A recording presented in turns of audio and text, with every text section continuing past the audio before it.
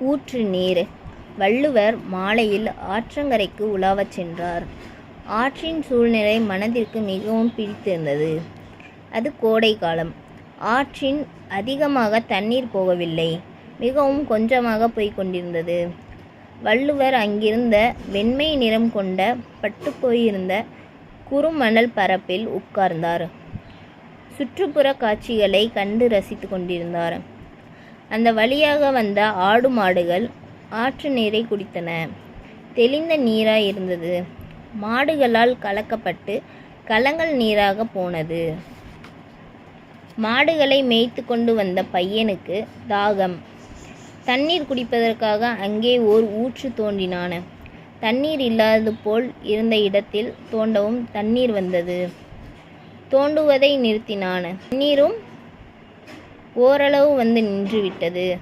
மேலும் தோண்டினான். தோண்ட தோண்ட தண்ணீர் வந்தது.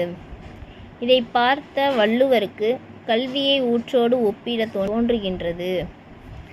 கல்வியும் அறிவும் ஊற்றை போல்தான் இருக்கின்றது. அதிகமாக தோண்டவும் இறைக்கவும் தண்ணீர் ஊறுவதைப் போல எவ்வளவுக்கெவ்வளவு அதிகமாக படிக்கின்றோமோ, எவ்வளவுக்கெவ்வளவு மற்றவர்களுக்கு கற்றதை சொல்லித் தருகின்றோமோ அவ்வளவுக்கவ்வளவு அறிவு கூடுகின்றது.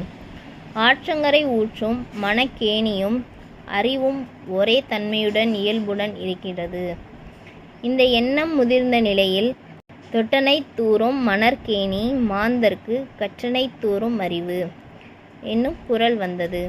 தேங்க்யூ.